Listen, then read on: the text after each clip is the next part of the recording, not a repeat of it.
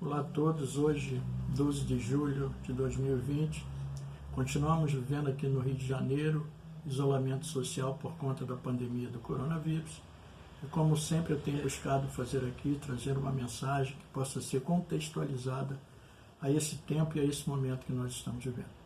E hoje, para efeito de nossa meditação, com base na nossa reflexão, nós vamos ver uma história que se encontra lá no livro dos Reis, 2 Reis, no capítulo 4, a partir do verso 8, que diz assim: Certo dia Eliseu foi a Sunem, onde uma mulher rica insistiu que ele fosse tomar uma refeição em sua casa. Depois disso, sempre que passava por ali, ele parava para uma refeição. Em vista disso, ela disse ao marido: Sei que esse homem que sempre vem aqui é um santo homem de Deus. Vamos construir lá em cima um quartinho de tijolos e colocar nele uma cama, uma mesa, uma cadeira e uma lamparina para ele. Assim, sempre que ele nos visitar, ele poderá ocupá-lo.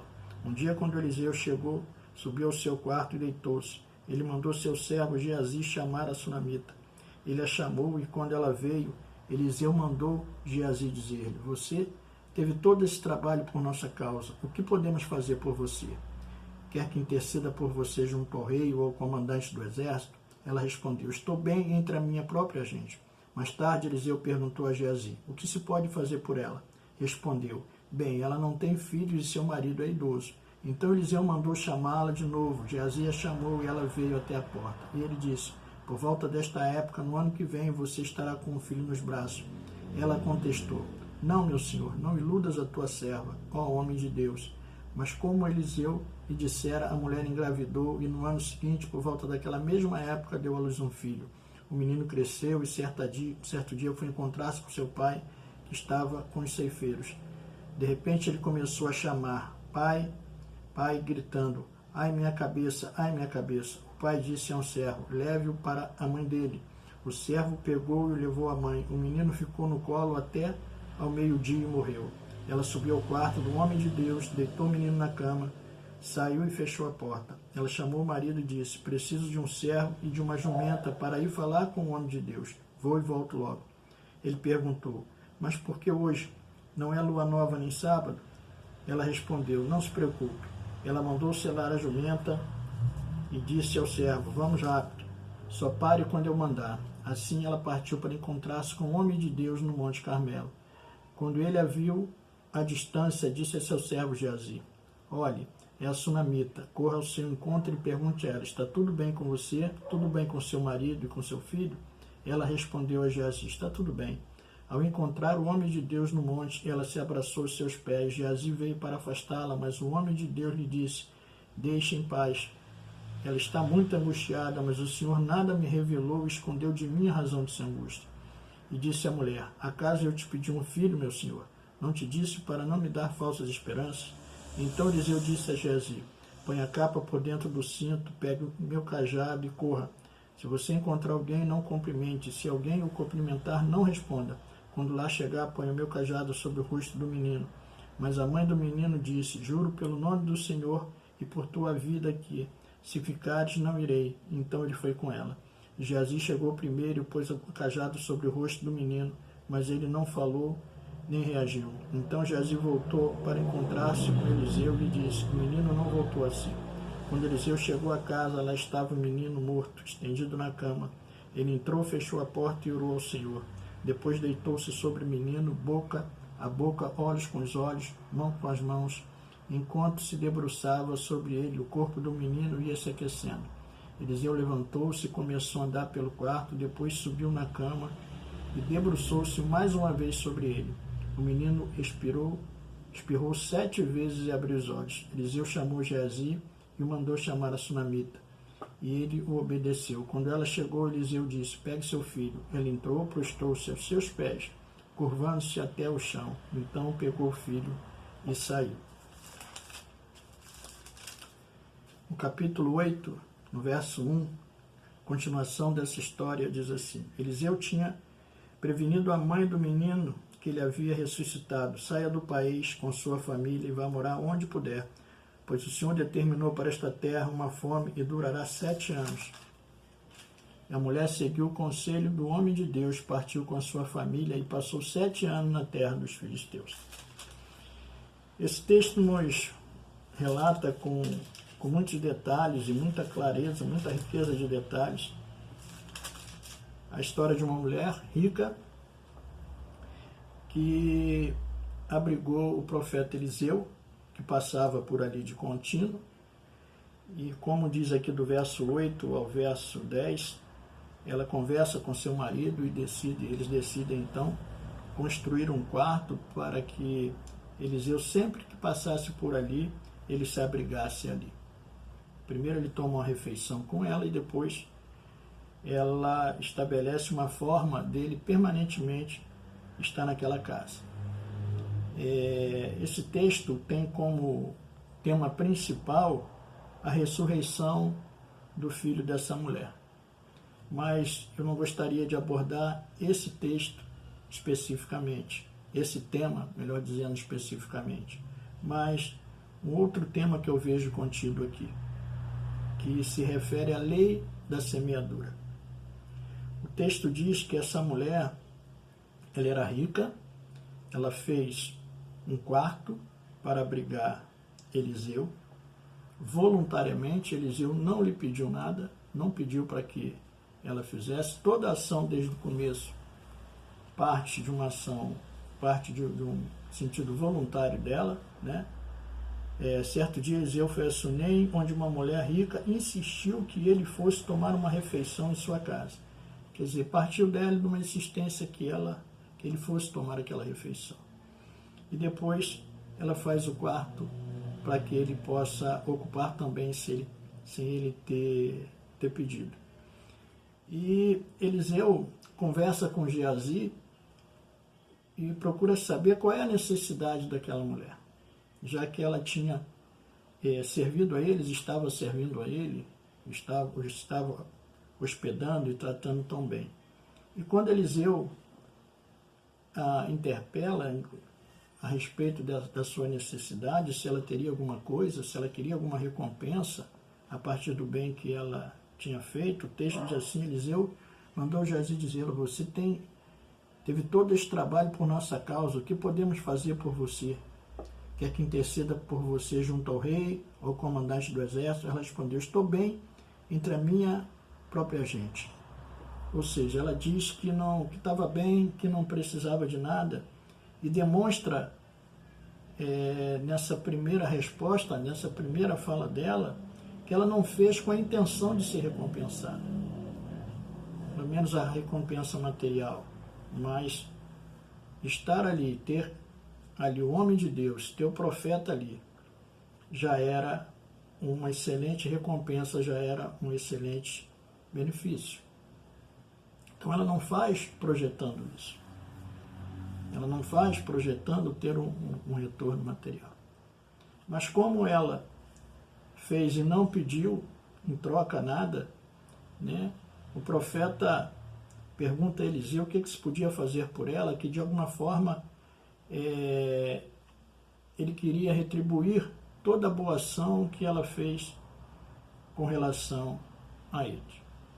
E aí Geazi diz que ela não tem filho, ele conversa com ela e ela acaba engravidando, a criança acaba nascendo e depois a criança tem um mal súbito lá, tudo indica que era uma insolação, né, porque ele foi ao campo onde seu pai estava e uma dor de cabeça e ele morre e depois Eliseu o ressuscita, entrega a sua mãe e depois, mais na frente, Eliseu avisa aquela mulher que Deus tinha projetado uma fome intensa de 7 anos naquela região para que ela saísse com a família dela dali. E ela sai. E aí o que eu aprendo aqui com relação a essa mulher, nas ações que essa mulher teve, relativo à lei da semeadura, né? Tudo que o homem plantar, ele vai colher. Isso é a lei da semeadura. Lá em Gálatas, no capítulo 6, do verso 7, Paulo diz isso. Pois o que o homem semear, isso ele colherá. Essa é a lei da semeadura. Essa lei é universal. Essa lei é universal. Ela é colocada em prática, ela vai funcionar porque ela é universal. E funciona para todos. Como diz a palavra do Senhor, que o sol nasce sobre o justo e sobre o injusto. Então isso é um princípio, né? É um princípio. É um princípio ligado à agricultura, à natureza, porque se o homem plantar uma determinada semente, ele não vai poder colher um outro fruto a não ser o fruto daquela semente que ele semeou. Ou seja, se ele semear uma maçã, ele não pode colher uma outra fruta. Ele vai colher de acordo com a semeadura. Então é a lei do retorno. Aquilo que ele semeou, ele vai colher, vai retornar. Em Provérbios, no capítulo 11, a partir do verso 24 e 25, Salomão nos fala acerca da generosidade, né? E aí o semear, ele passa pela esfera da generosidade. Quanto mais o homem semear, mais ele colherá. E Provérbios 11, no capítulo 11, verso 24, diz assim: a quem dê generosamente vê aumentar sua riqueza, outros retêm o que deveriam dar e cai na pobreza. O generoso prosperará, quem dá alívio aos outros, alívio receberá. Então, além de semear, tem a condição dessa semeadura.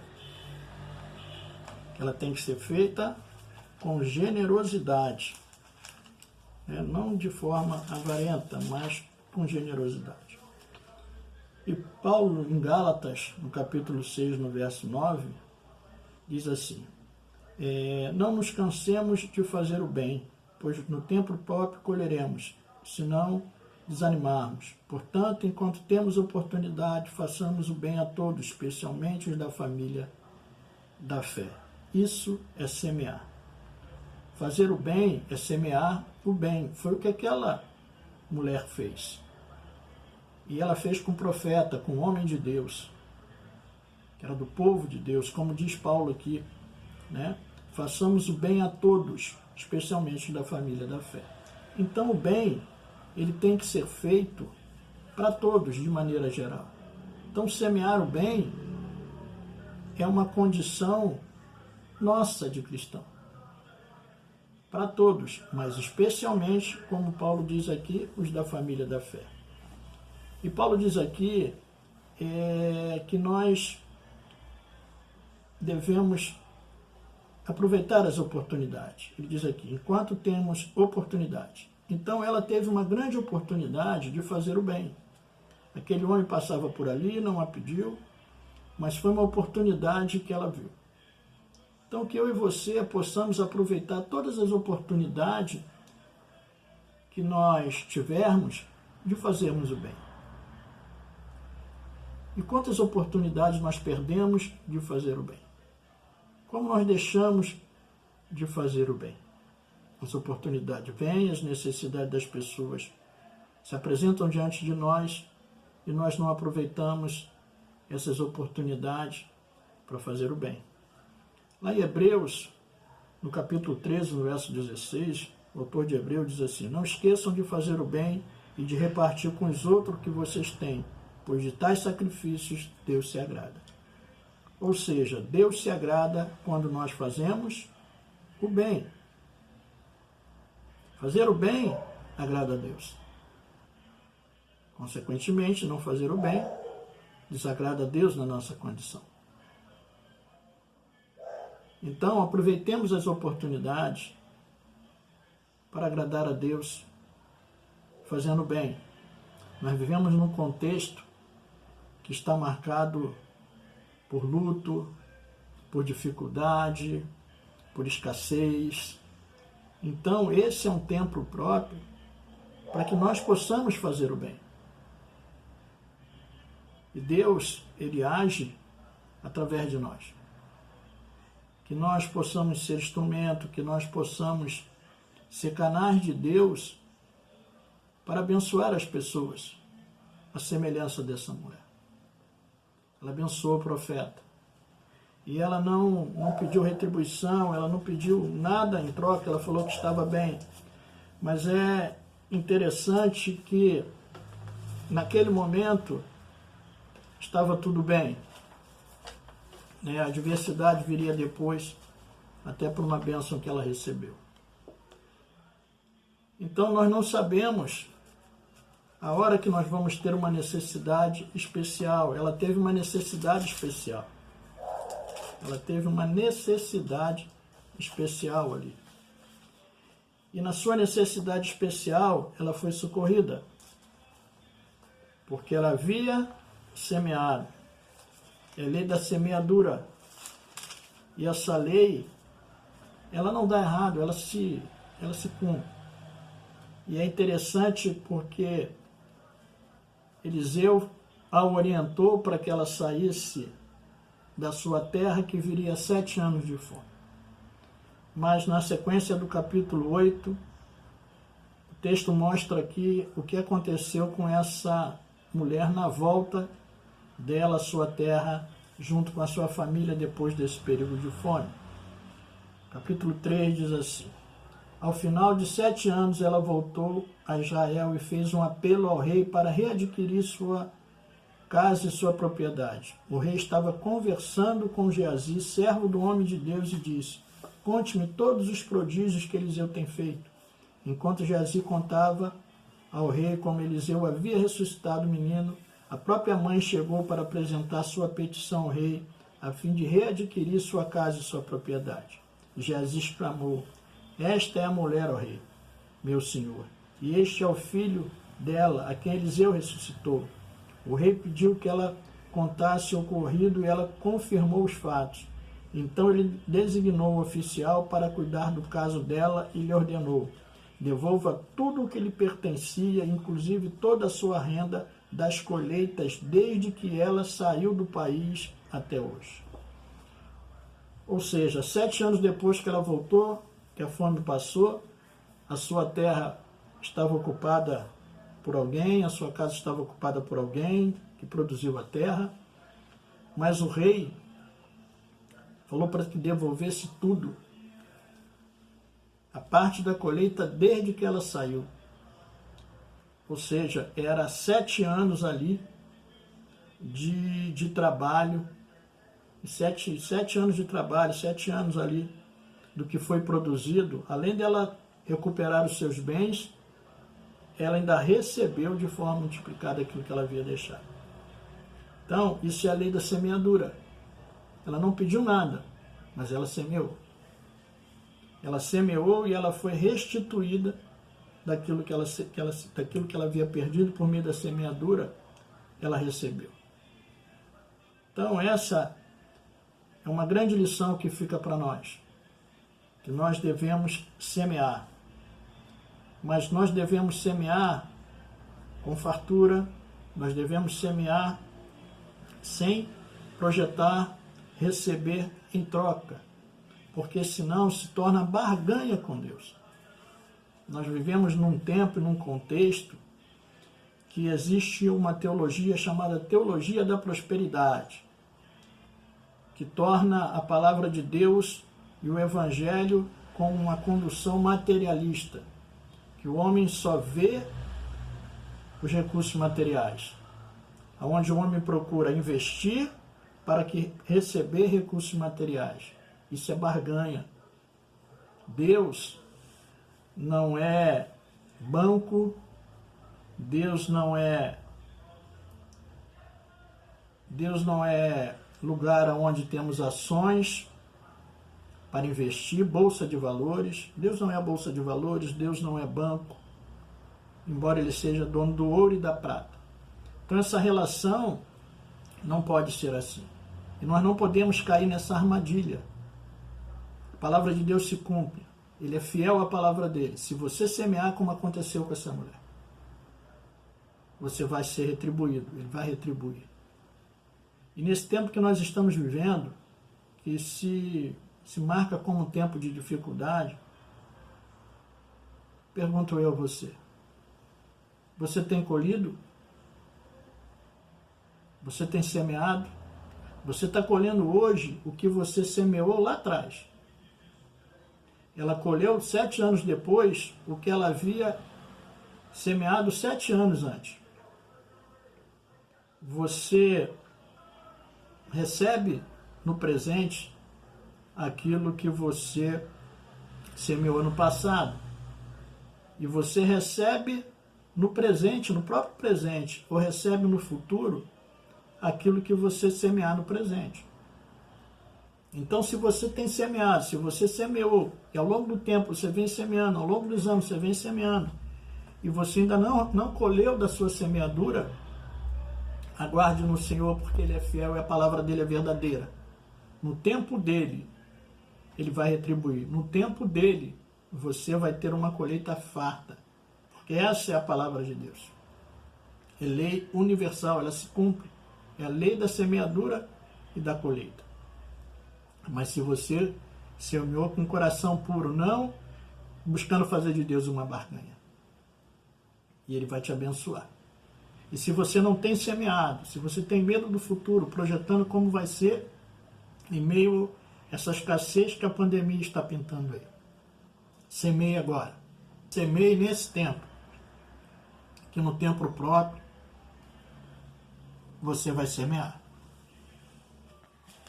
E para fechar essa mensagem, esse tempo nosso aqui, eu quero ler 2 textos que se encontram primeiro no capítulo 10 do Evangelho de Marcos. Marcos 10, no verso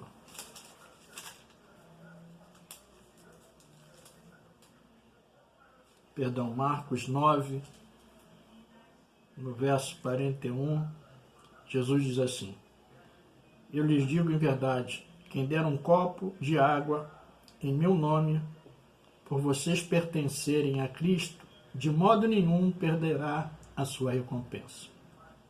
Lhes digo a verdade. Quem lhes der um copo de água em meu nome, por vocês pertencerem a Cristo, de modo nenhum perderá a sua recompensa. Jesus está falando aqui que um pequeno gesto aos seus discípulos trará recompensa. É semeadura. E no Evangelho de Lucas, no capítulo 14,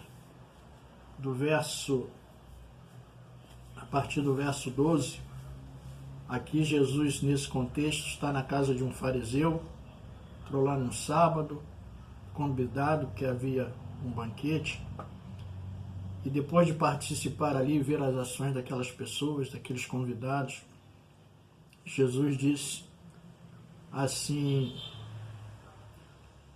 ao dono da casa. Então Jesus disse ao que tinha convidado: quando você der um banquete ou jantar, não convide seus amigos, irmãos ou parentes, nem seus vizinhos ricos. Se o fizer, eles poderão também, por sua vez, convidá-lo, e assim você será recompensado.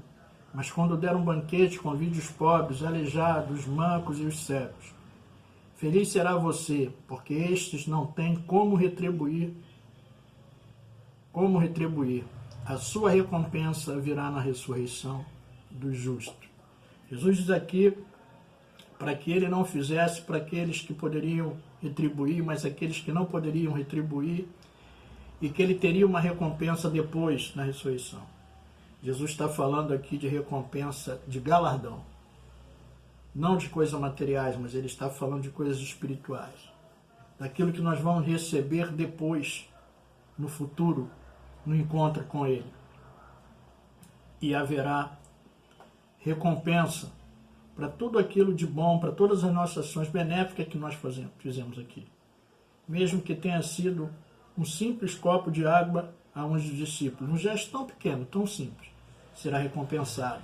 Nós receberemos galardão. Isso não tem nada a ver com a salvação. Isso é benefício do Senhor que Ele nos dá por tudo aquilo que a gente fizer aqui. Nós somos salvos para fazer as boas obras. Não somos salvos pelas obras, como declarou Tiago. Então, que eu e você, movidos pelo amor, primeiro a Ele, amar a Deus sobre todas as coisas, e ao próximo como a si mesmo, como Ele determinou. Que a nossa motivação seja amor. Amor para com as pessoas e amor para com Deus. Servindo a Ele, amando a Ele, como essa mulher fez, atendendo ao profeta, cuidando do profeta.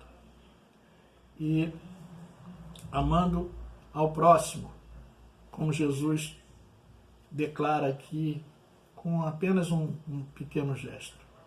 E que a nossa motivação possa ser o amor. Que a nossa motivação em todas as nossas ações, que a nossa semeadura possa ser uma semeadura feita em amor. Não com ganância, não de forma avarenta, mas em amor. Amor primeiro a Ele e depois ao próximo. Então, que eu e você, que nós possamos semear. Eu quero te motivar, te estimular a semear de forma generosa, escolhendo bem da forma que você está semeando, fazendo bem, não desistindo de fazer o bem, não desanimando de fazer o bem, semeando bem, como essa tsunamita fez. Nesse tempo que nós estamos vivendo, nós podemos fazer a diferença nesse tempo. Como discípulos de Cristo, nós podemos fazer a diferença, marcar a diferença nesse tempo, semeando bem, e que nós possamos entender que a palavra de Deus é verdadeira. Ela se cumpre. Agora, não podemos esquecer que não podemos fazer barganha com Deus. Essa mulher, em momento nenhum, ela projetou fazer barganha, dá para receber.